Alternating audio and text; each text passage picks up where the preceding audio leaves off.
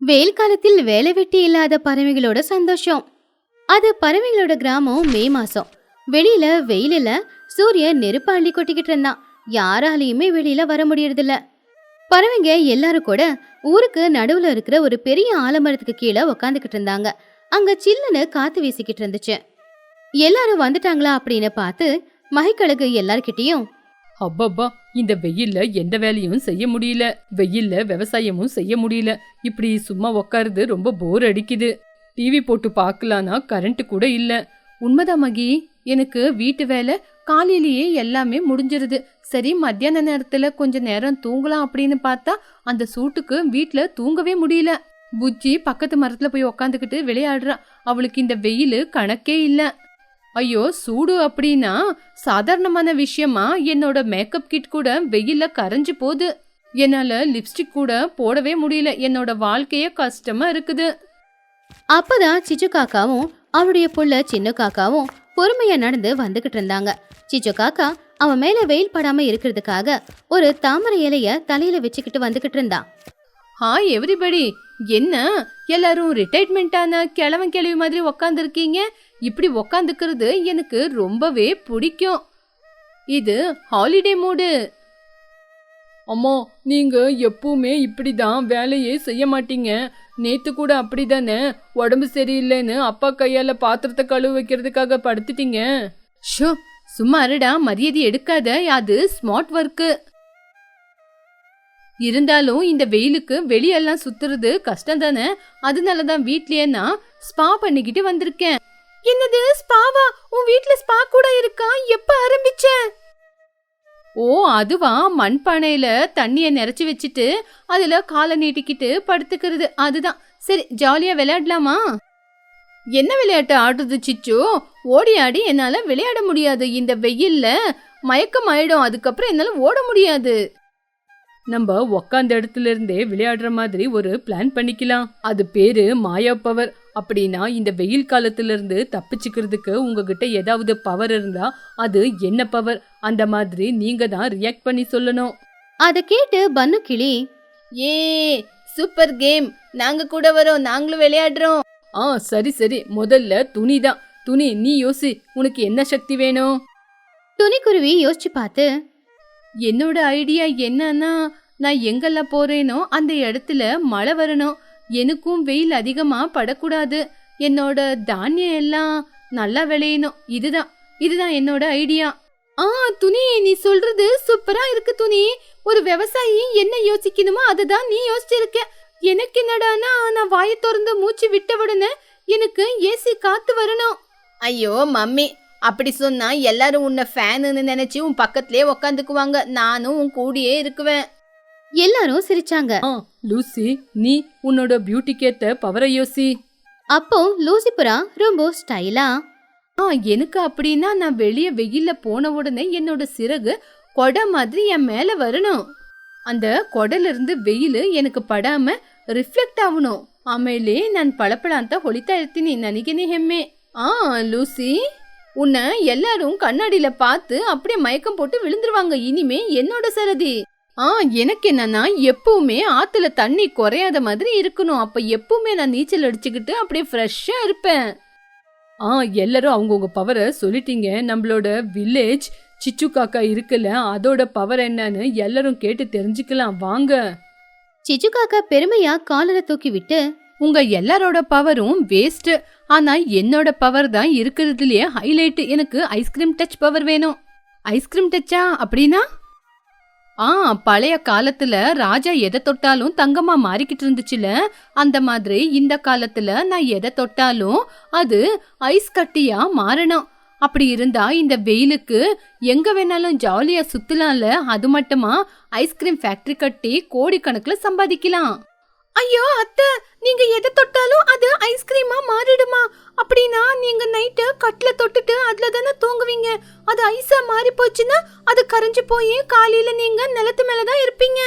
சின்ன காக்கா அதை கேட்டு பயந்து போய், அம்மா, நீங்க என்ன தொடாதீங்க. என்ன தொட்டா நான் சாக்கோபாரா மாறிட்டேனா அதுக்கப்புறம் நீங்களே என்ன தின்னுருவீங்க. அம்மா, என் கிட்டயே வராதீங்க. எல்லாரும் வயித்தை பிடிச்சுக்கிட்டு சிரிச்சாங்க. சிச்சுவுக்கு என்ன சொல்றதுன்னே புரியல. டே பைத்தியக்காரா, நான் உன்னை எதுக்குடா தொட போறேன்? நான் கல்லு இலங்கில மட்டும் தான் தொடுவேன். என்னோட பவர்ல ஒரு சின்ன மாற்றம். எனக்கு ஐஸ்கிரீம் பவர் இல்ல, இன்விசிபிள் பவர். மறையிற மாதிரி பவரா? இந்த வெயில் காலத்துல இந்த பவரால உனக்கு என்ன பிரயோஜனம் சிச்சு? அதுதானே என்னோட பக்கா ஐடியா. நான் பாக்குறதுக்கு யாரு கண்ணுக்கும் தெரியாத இருந்தா நான் எங்க வேணாலும் போலாம். பக்கத்து ஊரு சினிமா தியேட்டர்ல போய் கூட நான் சினிமா பார்க்கலாம். ஏசி பில்லும் கட்ட வேண்டிய அவசியம் இல்ல. யாராவது பாப்கார்ன் சாப்பிட்டுக்கிட்டு இருந்தா அதுல இருந்தும் பாப்கார்ன் எடுத்து சாப்பிடலாம்ல.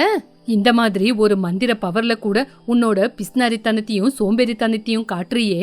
பாப்கார்னை திருடி சாப்பிடுவியா? திருடி சாப்பிடும்போது யாருக்கிட்டேனா மாட்டிக்கிட்டேனா அப்புறம் உன்னை பிச்சிடுவாங்க. மாட்டிக்கிறதுக்கு நான் தெரிய மாட்டேனே. இது பக்கா ப்ரூஃப் பிளான். என்னோட மாஸ்டர் மைண்டுக்கு எல்லையே இல்ல. சரி, பாப்கார்ன் நீ திருடி சாப்பிடும்போது அந்த பாப்கார்ன் காத்துல பறந்துகிட்டு இருக்கோம்ல, அப்ப எல்லாரும் பேயின்னு நினைச்சு உன்னை அடிச்சா அந்த அடியாவது உன் மேல விழுவல? ஆமாமா, அதுக்கப்புறம் எல்லாருக்கிட்ட நீங்க அடி வாங்கி வாங்கி உங்களோட மந்திர சக்தி எல்லாம் போய் நீங்க தக்காளி தொக்கு ஆயிடுவீங்க. நம்மளுக்கு இந்த மந்திர சக்தி எல்லாம் வேண்டாமா? சிச்சு காக்காவுக்கு கோவம் வந்துச்சு. இங்க பாருங்க, என்னோட கிரியேட்டிவிட்டி எல்லாம் உங்களுக்கு புரியாது. எனக்கு மட்டும் அந்த பவர் தான் வேணும், வேற எதுவுமே வேண்டாம். அப்படி எல்லாரும் ஒவ்வொருத்தங்க ஒவ்வொரு கருத்தை சொல்லிக்கிட்டு சிரிச்சுக்கிட்டே இருந்தாங்க. அவங்க சிரிப்புல அவங்களுக்கு அந்த வெயிலோட தாக்கம் கூட தெரியல. அந்த நேரத்துல துணிக்குருவி வீட்டுக்கு போய் வீட்டுல இருக்கிற தயிரை எடுத்து மோர் அடிச்சு ரொம்ப சுவையான மோரை தயார் பண்ணா. மோர் தயாரானதும் அவ எல்லாரையுமே கூப்பிட்டா. ஃப்ரெண்ட்ஸ், நம்மளோட விளையாட்டெல்லாம் முடிஞ்சிருச்சுல. நம்மளுக்கு முக்கியமா தேவையான பவரே இதுதான், நம்மளோட ஹெல்தி. இது குடிச்சா நம்ம உடம்புல நல்லா தெம்பு வரும். வாங்க. சிச்சு காக்கா உடனே 2 கிளாஸ் எடுத்துக்கிட்டு, வாவ் துணி, உன்னோட பவர் சூப்பர். உண்மையிலே நீ மேஜிக் பண்ணிருக்க. இந்த மோர் முன்னாடி என்னோட ஐஸ்கிரீம் பவர் கூட வேலைக்கு ஆகாது. இன்னொரு கப் கொடு. இங்க பாத்தீங்களா ஃப்ரெண்ட்ஸ், இந்த வெயில் காலத்துல எல்லாருமே ஒத்துமையா இருக்கிறத, எல்லாருமே பங்கு போட்டு சாப்பிட்டா இதை விட பெருசு என்ன இருக்கு? டிவி எதுவுமே இல்லனாலும் இப்படி எல்லாரும் சேர்ந்து ஒத்துமையா ஜாலியா இருக்கிறோம். ஆமா மகி, நம்ம எப்பவுமே இதே மாதிரி ஒத்துமையா இருக்கணும். நானும் நாளைக்கு கருபுஜாவை கொண்டு வரேன், அதுவும் உடம்புக்கு ரொம்ப தணுப்பு. சரி, அப்ப நான் இந்த 2 பவரோட நான் ஒரு நல்ல பெஸ்ட் பவரை கொண்டு வரேன். என்னோட பவர் என்னன்னு நீங்க கேட்டீங்கன்னா எல்லாரும் மயக்கம் போட்டுருவீங்க. ஐயோ, நாளைக்கு இன்னும் வேற என்ன கேட்கணுமோ, எனக்கு இப்பவே தலை சுத்துது. எல்லாரும் அதை கேட்டு சிரிச்சாங்க. அந்த மரத்துல இருந்து வீசுற சில்லுன்னு காத்து, இவங்க எல்லாருடைய சிரிப்பு சத்தம், இது எல்லாமே சேர்ந்து அந்த வெயில் காலத்துல மதிய நேரம் வெயிலே இல்லாம ஆக்குச்சு. இந்த கதையில இருக்கிற நீதி என்னன்னா, வெயிலோட தாக்கம் அதிகமா இருந்தாலும் கூடவே நண்பர்கள் இருக்கும்போது வெயிலில் எந்த ஒரு பிரச்சனையும் நமக்கு ஒரு கஷ்டமாவே இருக்காது.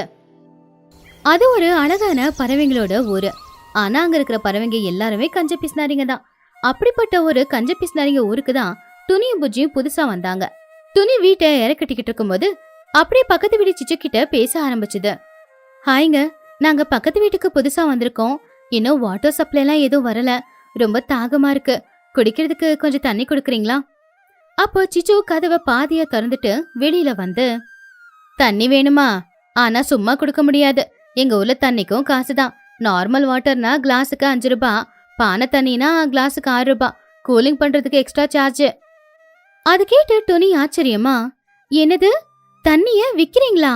பானை தண்ணிக்கு கூலிங் சார்ஜா? இது என்ன அநியாயம்? ஏன், கஷ்டப்பட்டு கிணத்துல இருந்து தண்ணி எரிச்சு அதை வீட்டுக்கு சுமந்துக்கிட்டு வந்து பானையில ஊத்தி வைக்கிற எனக்கு கூலி வேணாமா? பானை கொடுக்க முடியாதுன்னா ஆகாயத்தை பார்த்து வாயான்னு திறந்து நில்லு, அப்ப மழை தண்ணி வந்து ஊத்தும். அம்மா, விட்டா இவங்க நாம சிரிக்கிறதுக்கும் பேசுறதுக்கும் கூட டாக்ஸ் வாங்குவாங்க போல. வாமா, நம்ம வேற ஏதாச்சும் பாத்துக்கலாம். சரியா சொன்னமா பொண்ணு. இங்க சிரிச்சாலும் எங்களுக்கு எனர்ஜி வேஸ்ட் ஆகும், அப்புறம் பசிக்கும், அதுக்கு சாப்பாடு வேஸ்ட் ஆகும். அதனால நாங்க சிரிக்கவே மாட்டோம். துணி எதுவும் சொல்ல முடியாம அங்கிருந்து போயிட்டான். அன்னைக்கு சாயந்தர நேரம் ஊருக்கு நடுவுல இருக்கிற ஒரு மரத்துக்கு கீழே மகிக்கழகு, சோட்டுக்கிளி, லூசிபுரா, குஹுவாத்து எல்லாருமே நின்னு பேசிக்கிட்டு இருந்தாங்க. ஆனா அங்க லைட் கூட அவங்க போடல. யாராவது அந்த தீக்குச்சியை ஒரு தடவை பத்த வைங்கடா, என் கண்ணாடி கீழே விழுந்துருச்சு, அதை தேடி நான் எடுக்கணும்ல. தீக்குச்சியா? அது ரொம்ப காஸ்ட்லியாச்சே. ஒரு குச்சி 10 காசு. வேஸ்ட் எதுக்கு பண்ணணும்? கீழே கையால தடவுங்க, கண்ணாடி கிடைச்சிரும். பரவாயில்ல, நாளைக்கு காலையில வெளிச்சம் வந்ததுக்கு அப்புறமா தேடிக்கலாம். இப்போ கண்ணை மூடிக்கிட்டு நல்லா தூங்குங்க, கண்ணுக்கு ரெஸ்ட் கொடுங்க. நேத்து ராத்திரியே நான் மெழுகுவத்தி ஏத்தி வச்சேன். அதுக்கு என் வீட்டுக்காரு திட்டினாரு. அதான் வெண்ணில வெளிச்சம் இருக்கே எதுக்கு மெழுகுவத்தின்னு. அதனால இன்னைக்கு மெழுகுவத்தி வச்சுதான் சமைச்சேன். அதுல உப்புக்கு பதிலா சர்க்கரையை போட்டுட்டேன். ஆனாலும் நல்லா இருந்துச்சே. எல்லாரும் சாப்பிட்டோம். அப்பதான் சிச்சு காக்காவும் சின்ன காக்காவும் அங்க வந்தாங்க. சின்னு தரையில ஏதோ தேடிக்கிட்டு இருந்தான். டே சின்னு, அந்த பிளாஸ்டிக் கவரையும் எடுத்து பையில போட்டுக்கடா. நாளைக்கு அடுப்பத்த வைக்க தேவைப்படும். பைசா செலவில்லாம எல்லாத்தையும் செஞ்சிடலாம். அம்மா, அது யாரும் ஐஸ்கிரீம் சாப்பிட்டு போட்ட கவருமா? எறும்பு வேற இருக்குமா? பரவாயில்லடா, எறும்புனா சும்மா இல்ல, அது புரோட்டீன் சத்து. நாளைக்கு அந்த எறும்பு எல்லாத்தையும் பிடிச்சி நம்ம சட்னியா போட்டு அரைச்சி சாப்பிடலாம். புரோட்டீனுக்கு புரோட்டீனு, பைசா செலவில்ல. இது எல்லாத்தையும் பார்த்துட்டு நீ, புஜ்ஜி, இவங்க எறும்பு கூட விட்டு வைக்க மாட்டேங்கிறாங்க. இவங்கள மாத்த முடியுமா? மாத்தலாமா? நாளைக்கு பர்த்டேக்கு ஃப்ரீ ஃபுட்டுன்னு எல்லாரையும் கூப்பிட்டு எல்லாரும் வரட்டும். அடுத்த நாள் காலையில துரியோட வீட்டுக்கு முன்னாடி ஃப்ரீ ஃபுட்டுன்னு போர்டு இருந்துச்சு. அவங்க வீட்டுல சமைக்கும் போது அந்த வாசம் ஊர்ல இருக்கிற எல்லாரையுமே மயக்குச்சு. அப்ப சிச்சுவும் அந்த வாசத்தை பார்த்து, டே சின்னோ, பாத்தியா போர்ட? ஃப்ரீ ஃபுட்டாமா. வா வா, இன்னைக்கு 3 வேளை சாப்பாடும் அந்த துணியோட வீட்டுல தான். நாளைக்கும் நம்ம பார்சல் கட்டி கொண்டு வந்துடலாம். அப்ப நமக்கு பண செலவே இல்ல. டே பனு, இன்னைக்கு ஸ்கூலுக்கு லீவ் போட்டுரு. முதல்ல துணியோட வீட்டுக்கு போய் சாப்பாட்டுக்கு இடத்த புக் பண்ணு. நமக்கு ரொம்ப முக்கியம். எல்லாரும் துணி வீட்டுக்கு வந்து, நகருங்க, இந்த ஊருக்கு தலைவன் நானு. எனக்கு தான் ஃபர்ஸ்ட். என் தட்டுல 2 எக்ஸ்ட்ரா வடை போடுங்க. நீங்க பெரிய மனுஷனா எல்லாரையும் வாழ்த்துங்க. சாப்பாட்டுக்கு முன்னாடி வராதீங்க. என் புள்ள சின்னதான் வளர புள்ள. அவனுக்கு அந்த பாயச கிண்ணத்தை அப்படியே கொடுத்துருட்டும் நீ. எல்லாரும் உட்காருங்க. புஜ்ஜி, வாழல போடு. சிச்சு அந்த பாயசத்தை சாப்பிட்டு பார்த்து, ஆஹாஹா துணி, இது வரைக்கும் இப்படி ஒரு பாயசத்தை நான் சாப்பிட்டதே இல்ல. ஆனா இதுல நெய் முந்திரி எல்லாம் இவ்வளோ அதிகமா போட்டிருக்க. உனக்கு என்ன பைத்தியமா? இதுக்கு செலவு பண்ண பணத்துக்கு 10 வருஷத்துக்கு ரேஷனே வாங்கிக்கலாமே. பணத்தை விட சந்தோஷம் முக்கியம் இல்லையா சிச்சு? அதெல்லாம் ஒன்றும் முக்கியம் இல்ல. சரி சரி, மிச்சம் இருக்கிற வடையெல்லாம் இந்த கவர்ல போடு. என் வீட்டுல எலிங்களுக்கு வைக்கிறேன். அதுங்களும் பாவம் பட்னியா இருக்கு. என்னம்மா எலிங்களுக்குன்னு சொல்ற? ராத்திரிக்கு உனக்குன்னு சொன்ன. வாய மூடுறா. எல்லாரும் முன்னாடியும் மரியாதைய வாங்காத. எல்லாரும் சாப்பாடு சாப்பிட்டாங்க. ஆனா கிஃப்ட் கொடுக்கல. டிஷ்யூ பேப்பரை கூட பாக்கெட்ல வச்சுக்கிட்டு போயிட்டாங்க. சில நாட்களுக்கு அப்புறமா துணிக்குருவி ஒரு புது பிளான போட்டா. வாடகை பொருட்கள் 1 மணி நேரத்துக்கு வாடகை 1 ரூபா. ஆடரே, 1 மணி நேரத்துக்கு 1 ரூபாவா? நல்ல விஷயம். இனிமே பாத்திரத்தை பயன்படுத்தாம துணிக்கிட்ட வாடகைக்கு வாங்கி அத கழுவாமே திரும்ப கொடுத்துடுறேன். சோப்பும் யூஸ் பண்ண மாட்டேன். எனக்கு கொடை வேணும். இந்த வெயில்ல என் மண்டையெல்லாம் சுடுது. வாங்கணும்னா 100 ரூபாய் வேணும். ஆனா இது 1 மணி நேரத்துக்கு 1 ரூபாய் தானே. பேசாம கொடைய கூட வாடகைக்கு எடுத்துக்கலாம். சிச்சு ஒரு பிரஷர் குக்கரை வாடகைக்கு வாங்கிக்கிட்டா. டோனி, இந்த 1 ரூபாய். நான் 1 மணி நேரத்துல இல்ல 59வது நிமிஷமே கொண்டு வந்து கொடுத்துடுறேன். அதுக்குள்ள அரிசி பருப்பு காய்கறின்னு எல்லாத்தையும் குக்கர்ல போட்டு வேக வச்சுக்கிறேன். சிச்சு காக்கா வீட்டுக்கு போய் குக்கர்ல எல்லாத்தையுமே கலந்து மூடிட்டா. அம்மா, எல்லாம் கலந்தா அது டேஸ்டா இருக்காதுல்ல. ஒன்னா சேர்ந்து கிச்சடி ஆயிடுமே. கேஸ மிச்சம் பிடிக்கிறது தாண்டா முக்கியம். கிச்சடியா இருந்தானே எதுவா இருந்தா என்ன? உள்ள போனா எல்லாம் ஒன்னா தானே சேர போகுது. வாய மூடு, சீக்கிரமா சமைக்கணும். அப்படி சமைச்சு முடிச்சு சிச்சு குக்கர் கொடுக்க போகும்போது 1 நிமிஷம் லேட் ஆயிடுச்சு. என்ன சிச்சு இது? 1 நிமிஷம் லேட்டா கொண்டு வந்துட்டேன். எக்ஸ்ட்ரா சார்ஜ் ஆகும். இன்னொரு ரூபா கொடு. என்னது 1 நிமிஷத்துக்கு 1 ரூபாவா? டிஸ்கவுண்ட் எதுவும் இல்லையா? டிஸ்கவுண்ட்லாம் இல்ல. ரூல்ஸ்னா ரூல்ஸ் தான். சிச்சு விருப்பமே இல்லாம 1 ரூபாவை கொடுத்தா. ஒரு நாள் திடீர்னு பயங்கரமா மழை பெய்ய ஆரம்பிச்சுது.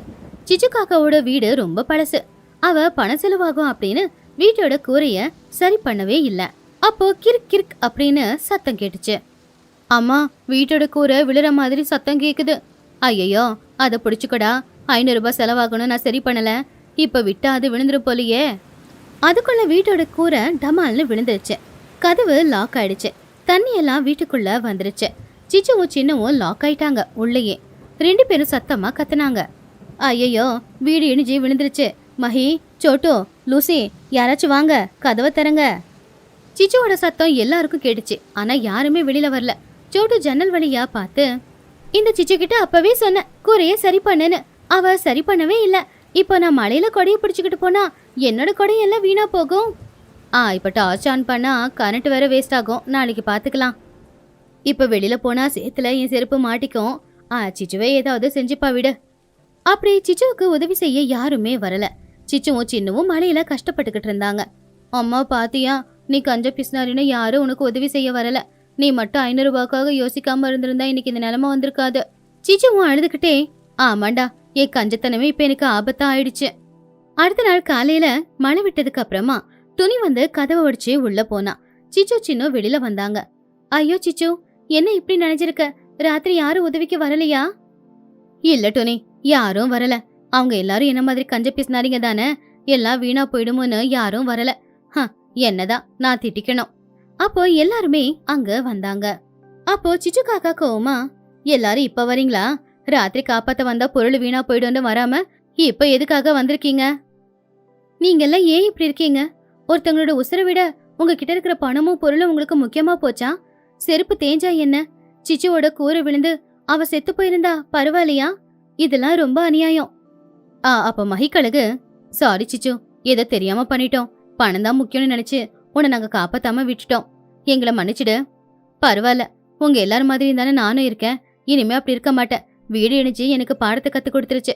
இப்பவே வீட்டோட கூரையை சரி பண்றேன். புது வீடு கட்டுறேன். உங்க எல்லாருக்கும் பார்ட்டியும் கொடுக்கறேன். அம்மா, பார்ட்டியா? அப்போ ரேஷன் அரிசி பயன்படுத்த மாட்டியா? இல்லடா, பாஸ்மதி அரிசி பயன்படுத்தி உனக்கு பிரியாணி செஞ்சு கொடுக்கறேன். பாயசம் ஸ்வீட் எல்லாமே செய்றேன். இனிமே கஞ்சத்தனம் இல்ல. நான் தாராளமா செலவு பண்ண போறேன். அன்னையில இருந்து பறவைகளோட ஊர்ல இருக்கிற பறவைங்க எல்லாருமே கஞ்சத்தனத்தை விட்டுட்டு சந்தோஷமா அவங்க வாழ்க்கைய வாழ ஆரம்பிச்சாங்க. சிக்கனம் அப்படிங்கிறது வாழ்க்கைக்கு முக்கியம்தான். ஆனா கஞ்சத்தனம் பண்ணி உசுர் போற நிலைமையிலயும் அந்த பணத்தை பாதுகாத்து நாம எதையுமே வாரிட்டு போக போறது கிடையாது.